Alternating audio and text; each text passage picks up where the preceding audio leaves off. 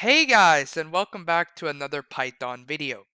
Now, in today's video, we're going to learn how to create conditional statements within Python using logical and comparison operators. Now, setting that aside, let's get on with the examples, shall we? Okay guys, let's start off our first program with looking at the general layout of any conditional statement. So let's start off by creating two simple variables, a and b. So let's set a equal to 33 and b equal to 36. Oh, there we go. Okay, so we want our program to check if b is greater than a. So as of now, you can see that b is greater than a, but the program doesn't know to check for that yet. So to check for that, we need to create a conditional statement or an if statement. So to create an if statement, we have to start off with if, the keyword if, and then provide it with a condition.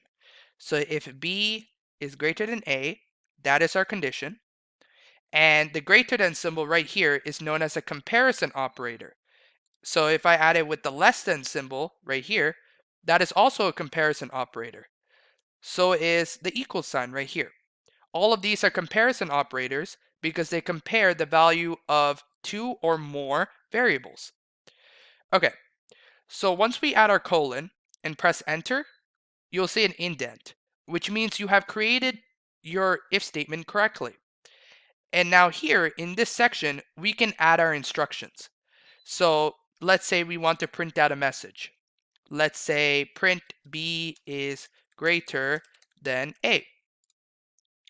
So how does all this relate to the general format of an if statement?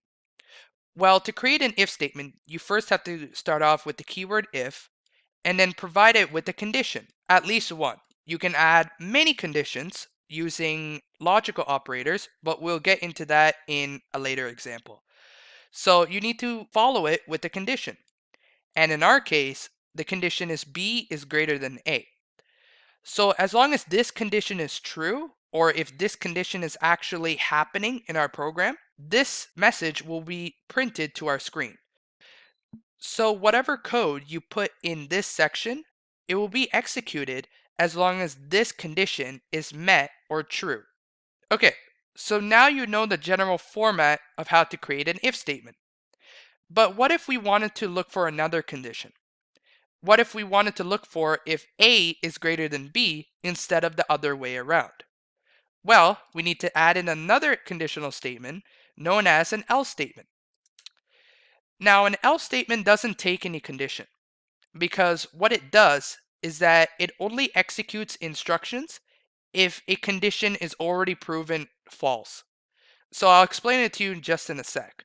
But basically, this else statement will check if A is greater than B, or if this condition is false, basically. So in this section, let's print out A is greater than B. Okay? So if B is greater than A, this message will be printed. Otherwise, we move on to our else statement, which will print out this statement. So the else statement, what it does is that if this condition is false, whatever instructions you put in this section will be executed. Okay? So now let's run our program. Oh, wait. I have to change the values of our variables. Let's switch up the values and let's run our program again. There we go. So now we get A is greater than B. Okay, so the third type of conditional statement that we're going to cover is the else if statement, which is a combination of the if and else statement. So to create an else if statement, you have to start off with the keyword else if and provide it with the condition. So what condition that we're going to look for is if A is equal to B.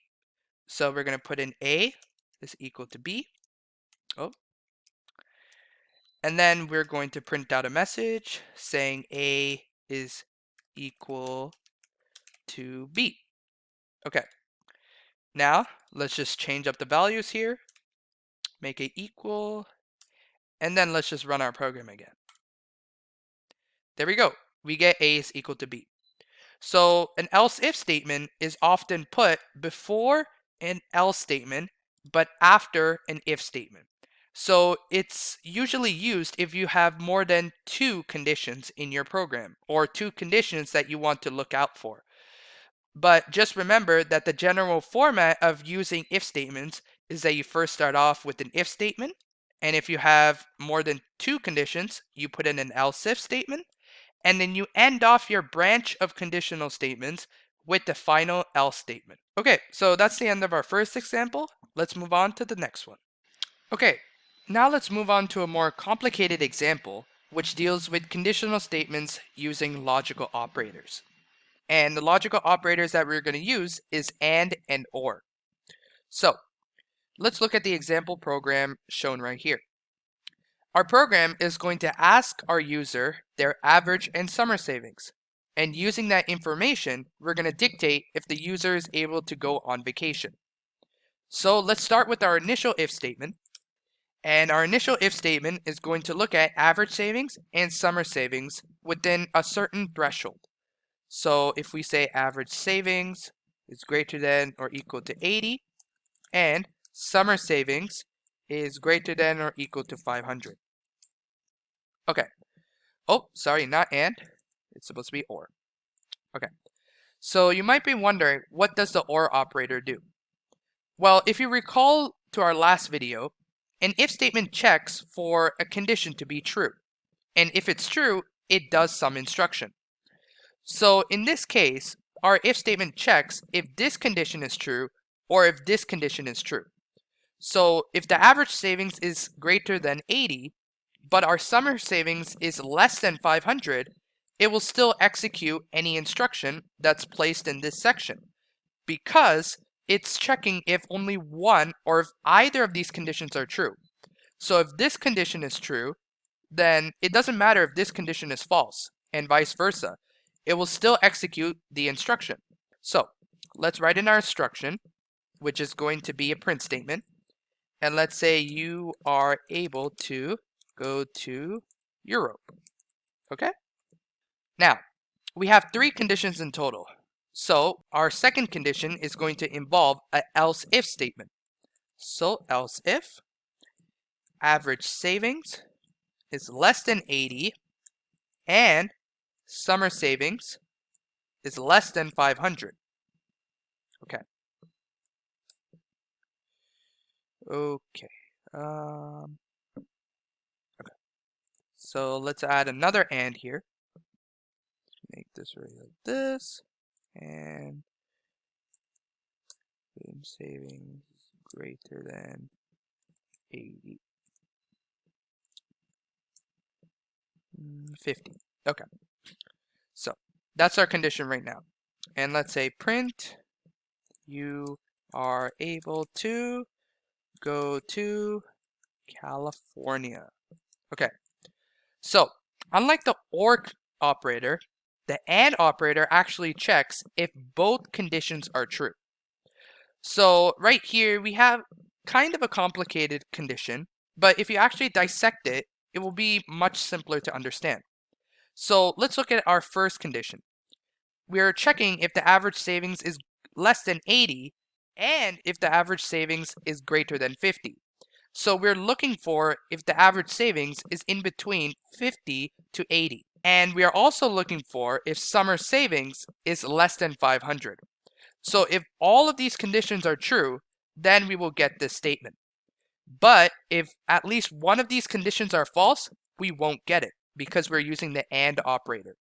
So if you're using the and operator, all conditions have to be true in order for an instruction to be executed. Okay. Now let's move on to our final conditional statement, the else statement. And then here we can just print, you are not able to go on vacation. Pretty sad, I know. Okay, so if none of these conditions are true, then the user will not be able to go on vacation. So let's actually run our program and see what we get. So if we run our program, we have to enter our average savings. So let's say our average savings is 90. and my summer savings is, let's say it's 400, okay? Okay, so I'm able to go to Europe because my average savings is greater than 90, even though my summer savings is less than 500. Okay, now let's run it again. Let me enter my summer savings as 60, and my average savings as 60, and my summer savings as 400.